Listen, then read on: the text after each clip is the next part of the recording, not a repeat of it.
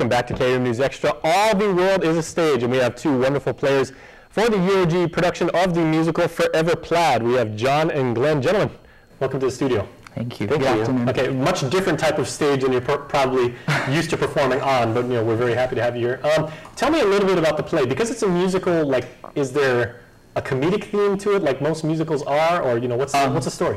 Yes, basically Forever Plaid is about a semi-professional harmony group who actually was on their way to see an Ed Sullivan show, but unfortunately they got hit by a bus full of Catholic girls, so like instead of being able to go to their first gig, they died.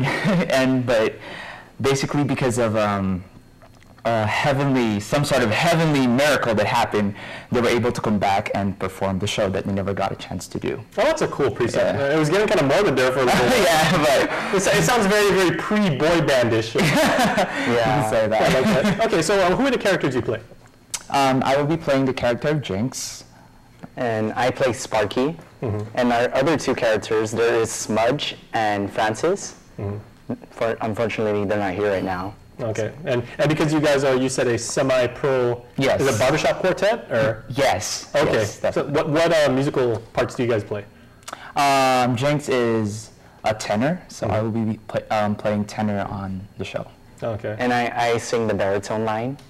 Oh, very cool. Yeah. Well, that's got to be dually challenging because, not only are you actors and you're performing those specific roles, but then also within the context of singing music, you've also got to harmonize with your fellow performers. How much chemistry do you have with your fellow actors in that regard, and musicians, I guess?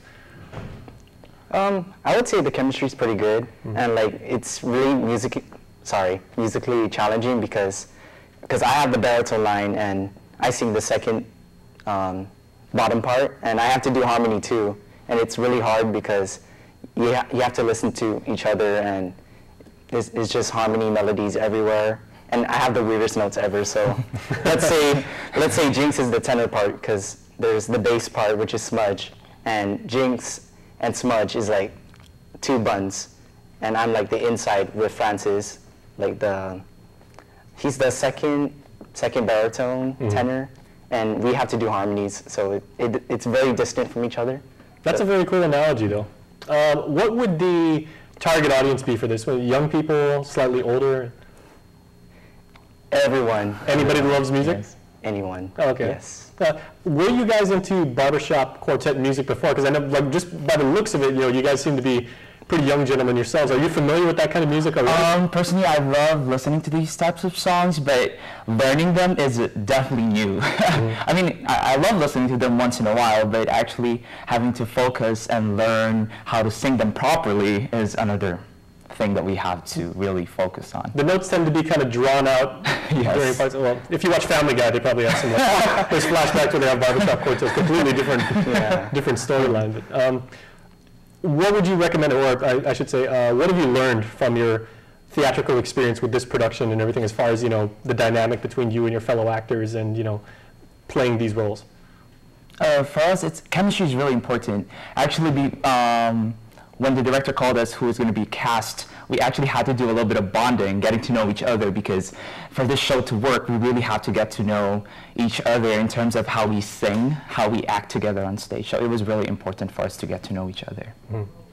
Okay. Well, so often in musicals, and your director, the very beautiful Michelle Blossom, right there, who's cracking up right now, trying to make me laugh. Musicals, for people that don't appreciate the theater well enough, they get pegged sometimes because they say, like, I like musicals, I don't like sung dialogue, where you unnecessarily just, you belt out, it's like, hey, how you doing today? But how is the use of music in this play? Is it very appropriate? It's appropriate. There's nothing bad about it. Except there's one part I'm singing a Spanish song, and bad Spanish on purposely, so yeah, that's the only bad part about it. Okay, very cool. What about this experience do you think you'll be able to take into other plays, or maybe if you audition for other parts and everything like that? What do you take away from this experience?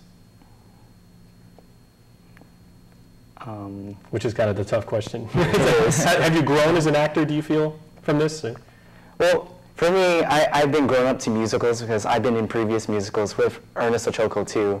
And this one's different for me because the last musical I've been in is more like a larger group with people, and we dance and we sing. But this one is a 4-man play group, and like I said, like we're learning harmonies, and all our different notes are distant from each other. So I would say it's very challenging, and I learned a lot from how to sing these different notes, because we even have this program called the Rehearse Score, and we can't play it ourselves, so it plays it for us. So we have to listen to it constantly, and we can rehearse the notes we're singing and just keep listening to it all over until we get it right. All right, well, guys, we got to wrap. But the play is going to be this Saturday and Sunday, and next week. Forever Plaid will show this week and next week from Thursday to Saturday at 7 p.m. at the UOG Fine Arts Theater building, and $12 for general admission.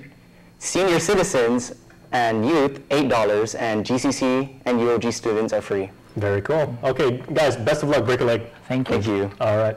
Well, that was our show. Thank you so much for watching. We will see you next time.